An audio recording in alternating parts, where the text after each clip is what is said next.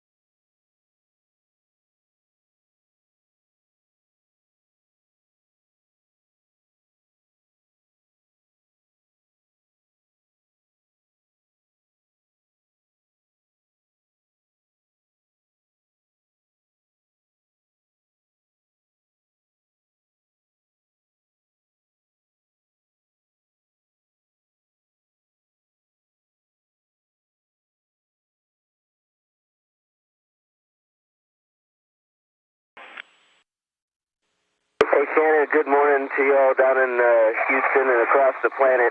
Just wanted to say thanks for the song. That was by the band Rush, and my friends Ken Fisher and Greg Schertz sent that up for me.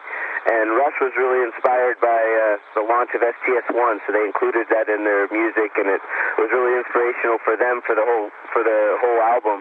But what was really cool about it is that space shuttle program has really inspired everybody across our planet for such a long time. So this song was a tribute to the space shuttle program, and so we'd like to say good morning. And Houston, Endeavour on air to ground 2.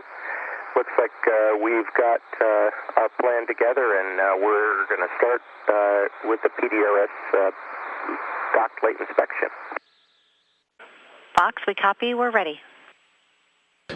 Shuttle pilot Greg Johnson calling down that the crew is ready to get started with the docked late inspection procedure a little bit early. It was scheduled in the crew's timeline to start just before 10 p.m.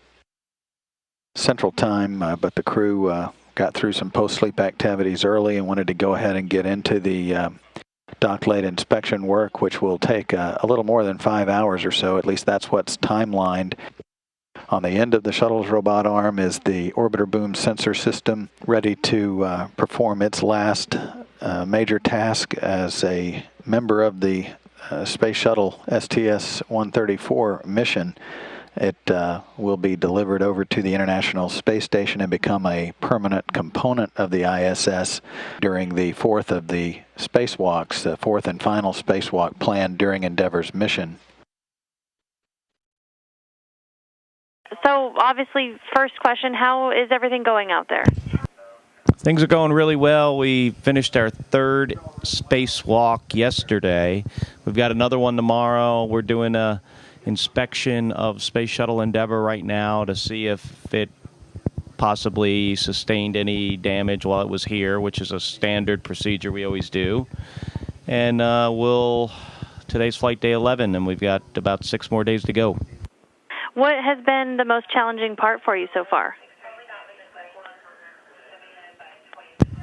You know, these space shuttle flights to the International Space Station are incredibly challenging, all of it. Very compressed timelines and a lot of activities for a lot of different people, a lot of robotic arm operations. And then on top of it, we have to send crew members outside to do work on the outside of the space station. The day we installed the alpha magnetic spectrometer was a highlight. It's the most expensive single piece of the space station. So you want to be careful with that. So it's, you know, the whole thing is really challenging, but, you know, the spacewalks are pretty high risk, so we take extra care there. You know, of course, people are constantly concerned about Gabby. People are asking, has it been hard to be away from her for so long, and what kind of communication have you had with her? Yeah, it's very hard to be away from her. Fortunately, we do, once I dock to the space station, we have a phone on board. It's an internet phone, so the connection isn't always available.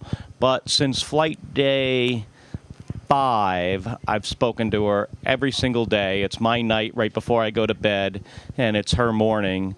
And she sounds really good, very upbeat. She had her surgery about, well, I guess now it must be about a week ago, 8 days ago, and she's doing really, really well. But it is difficult. You know, over the past few months, so many terrible things have happened, so many encouraging things have happened. What sort of perspective do you take on all of this from the very unbelievably big picture perspective you can have where you are right now? Yeah, I was thinking about that just the other night, and I sent an email to some folks, you know, that are close to me about, you know, how beautiful the Earth is from orbit. And you look down, and it looks like an incredibly peaceful place, clouds and blue ocean, and you know, if you were, you know, just showed up at this planet in orbit looking down on it, you wouldn't realize, you know, some of the violence that we have. I mean, it's just not it's a beautiful planet, but there are really terrible things that happen. And the Pope actually asked a question about this the other day when we were speaking to him, is, you know, what can science do to help with some of the violence that we experience on Earth? And, you know, my answer to that is, you know, there are technical things that we learn here up in space that can be used to make things better for people. And when things are better for them, they're less likely to be in conflict. You know, there was so much excitement about space years ago, and there was that first sight of the entire Earth from the early Apollos as they orbited the moon. How do you recapture that old excitement now as you move forward? You know, that's a difficult thing to do. You know, when we first went to the moon, obviously it was incredibly exciting to have people, have Neil Armstrong and Buzz Aldrin, you know, walk on the moon for the first time, and, you know, have all those Apollo crews visit the moon and those incredible images. You know, today we fly, this is the 134th flight of the space shuttle, so we do this a lot more routinely. These flights, I think, are equally complex. Maybe in some ways they're more difficult to do. We do very complex spacewalks, but we do it a lot, and with the exception of a couple accidents, we've been really, really successful at it. So it's difficult to get the public, you know, to notice. And obviously, you know, today with the internet and just the amount of stuff available out there to pay attention to, well, you know, we understand why, you know, NASA is not always in the headlines. But, you know, we go about our business, and we think we provide a great service to the American people, and I really believe we're a great investment. I think the American people get a lot in return for what they invest in NASA. Are you going to miss seeing the capabilities of a spacecraft like the shuttle, the follow-on vehicles? And I'm certainly interested if you think you'll see yourself flying one of those one day. The follow-on vehicles will do some things better, but not some of the things the shuttle can do. The Russian commander of the space station, who just left a few days ago, Dima, who's a good friend of mine, he was sitting on the flight deck, or floating on the flight deck of Endeavour with me, and he said, you know, this is such an incredible ship. You know, it's really sorry that, you know, that we're retiring them. And what I said to Dima is, I'm like, you're right. I mean, there is nothing like the space shuttle. It can do incredible things. It's got enormous capability with robotics and spacewalks, and the number of people it can carry, and the mass it can carry to orbit, and what it can return. But, you know, we made a decision a number of years ago that we wanted a vehicle where we could go and do exploration, maybe go back to the moon, go on to Mars. Also a vehicle that was safer. We've had 2 accidents with the space shuttle. So we're in the process of doing that. And part of that process is to retire the 3 space shuttles. And that's a decision that NASA made, supported by the astronaut office. And so I am sad to see the 3 space shuttles, you know, be rolled into a museum here shortly. I think it's a necessary step so we can go on and do some more exciting things. Endeavour Houston, air to ground 2 for survey. So Megan, go ahead for survey. We see ourselves complete with step 8, and I think we're done. Taz, we agree. Great job. We are getting a message on board that will indicate the playback times for you. We are happy that all of the inspection for dock late inspection is complete, and it's been a pleasure working with you. Hey, you guys have done a great job, and you're well ahead of the timeline, as you know. For Mike Fincke, you'll soon hold the record for the most time in space by a U.S. astronaut, but by the all-time list, you'll still rank, I believe, 20th behind 19 Russian cosmonauts. As our longest traveled space explorer and an experienced space station crew member, do you feel there's a value to extending the length of individual crew members' ISS expeditions for going in preparation for going further out into the solar system? That's a great question. It's certainly an honor to get a chance to fly up in space, and especially for long periods of time. And I think any records that are happening now, even the greatest, on the Russian side of 804 days, that's all going to be long forgotten when humans really start to explore the solar system, especially with some of the new vehicles that NASA's going to come up with. So it's I think in preparation for that, 6 months at a time, it seems to be what seems to be working now for the space station. Anything longer than that's going to be a little bit tougher, but I think we can live up here relatively indefinitely. A year mission's not out of the question aboard the space station. It'd be a lot more interesting to spend a year going to Mars, however. This is Gerhard Daum with the German Space Agency and Space Export Association. Question for Box. You are the prime operator of the SMRMS. What was your most challenging robotics task, and what was it like working at the robotics station in the cupola with that view to Earth? Well, Gerhard, I'll tell you what. The cupola was everything that I had heard from other people times 10. It's a magnificent view. You have a view of literally half of the space station operating from the cupola. Some of the robotic ops that we did on EVA 2 didn't even need any cameras. You could just look out the window. A lot of the robotic ops that we're doing on this mission are located on the other side of the station. For example, when we installed AMS and ELC3, so the advantage of the cupola wasn't apparent as far as looking out the window, but just as a place to be, as a place to operate the robotic arm, it was a wonderful, and it is a wonderful, wonderful place to be. Thank you.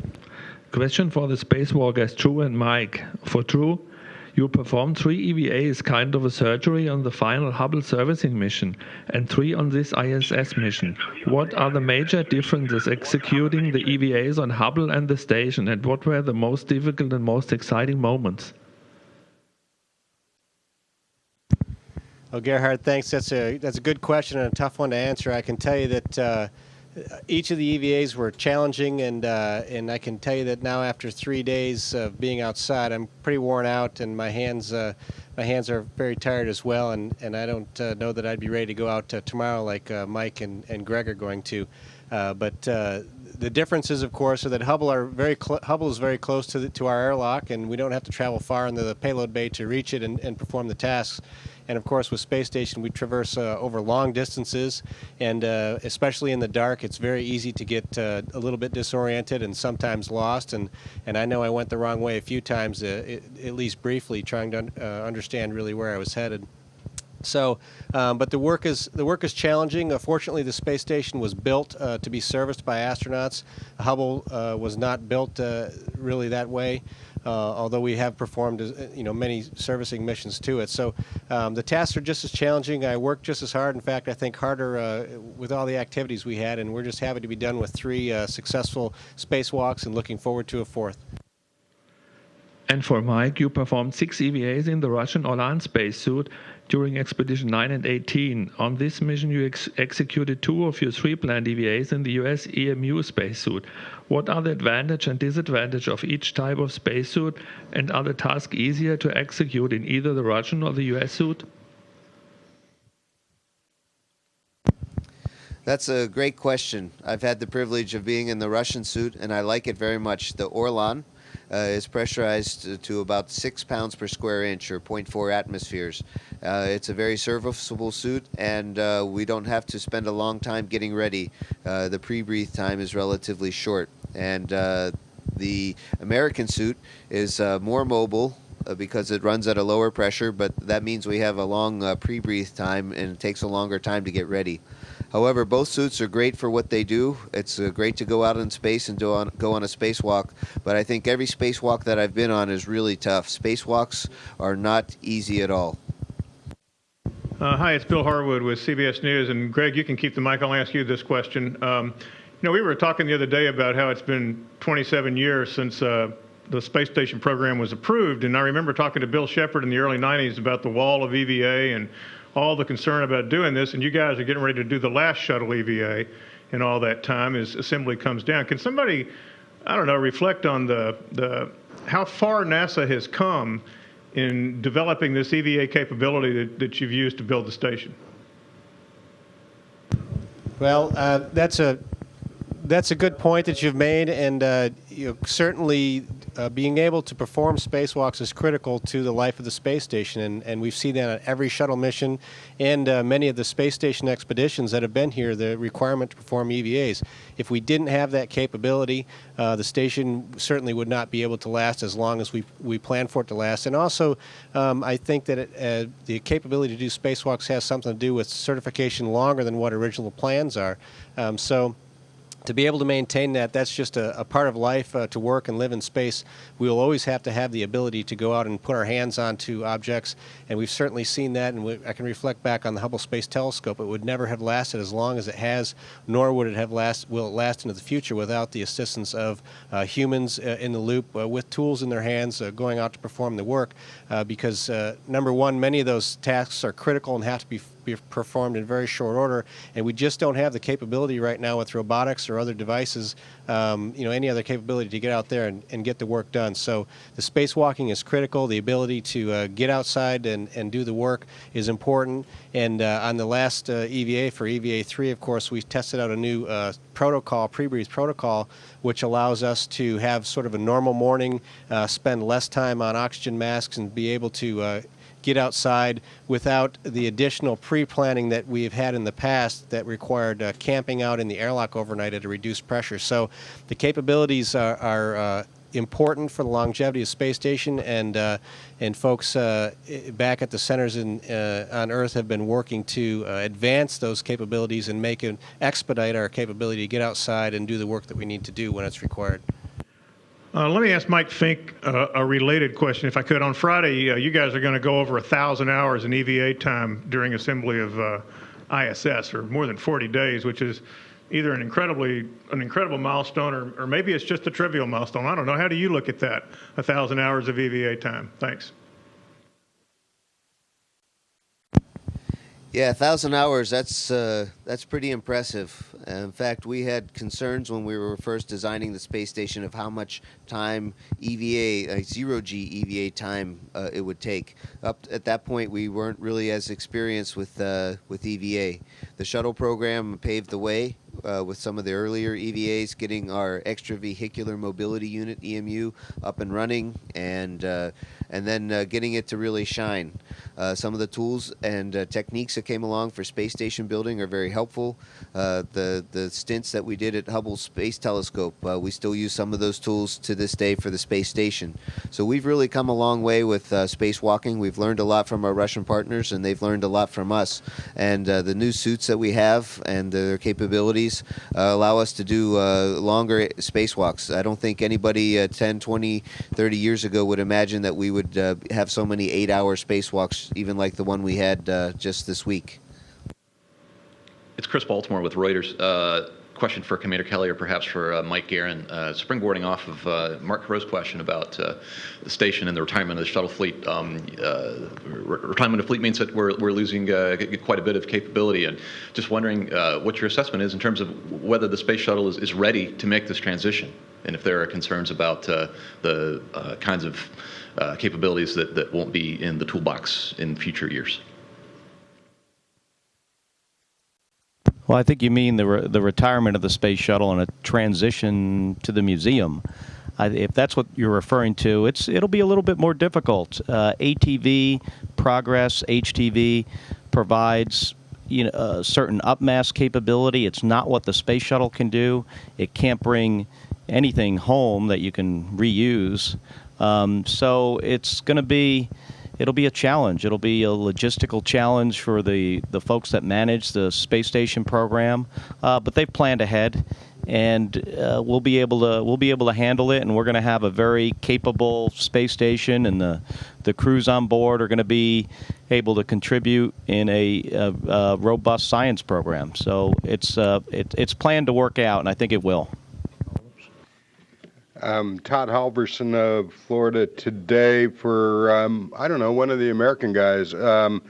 You guys are on the cusp of being able to declare victory, assembly complete on the USOS, and I'm wondering if you could rate this accomplishment and where it stands in the history of human engineering achievements. Yes, you're absolutely right. We have one more EVA that's going to leave the boom from the shuttle behind that can be used for helping us reach different parts of the space station robotically if needed later. We've already installed a pallet of external spare equipment, but the part that we've added that was most significant on our mission was the alpha magnetic spectrometer. And this is an amazing scientific instrument that really has the possibility of making some untold discoveries about the nature of our universe. So this is really fascinating and a really big contribution, I think, to the space station. But the space station itself, it's unbelievable. I mean, it is a million pounds of modules and hardware and scientific equipment and laboratories and we've had 12 people up here until the last Soyuz crew just left, and it's an amazing, busy place with around the world operations, control centers, and I think the things that are going to be done up here over the next several years are really going to push us far into the future. It's really our doorstep to the future and to exploring the rest of the solar system and beyond. So I think it's something we really should be proud of. Not just Americans at all, but Americans and Russians and all of Europe and Canada and all our international partners. It's really an amazing Japan, a really amazing thing we've done together, and it's going to be a terrific next decade, I think, all working together toward the future. Thanks very much for that. I wanted to ask Mark Kelly about the upcoming atmospheric reentry and landing. This is going to be a night landing, and I think it might be your first night landing, and I'm wondering what you think the challenges are going to be, and if you could kind of give us an idea, what do you think it'll be like? Thanks. Well, the biggest challenge is it's going to be dark. That's night landings. The fact that you don't have a horizon out the window could be a little bit more of a challenge, but these are mostly instrument approaches. I mean, they really are. I mean, we fly the equivalent of what an ILS would be in an airplane. It's a much steeper glide slope, about 20 degrees instead of about 2 or 3 degrees. But we fly the approach exactly the same. We have some very bright lights on the runway, so once you get down below about 100 or 50 feet, it's almost like daytime there when you get very close to the ground. I've got a lot of night landings, over, I think, about 100 on an aircraft carrier. Those are challenging, too, so I've kind of been in this position before. I'm ready for it and look forward to it.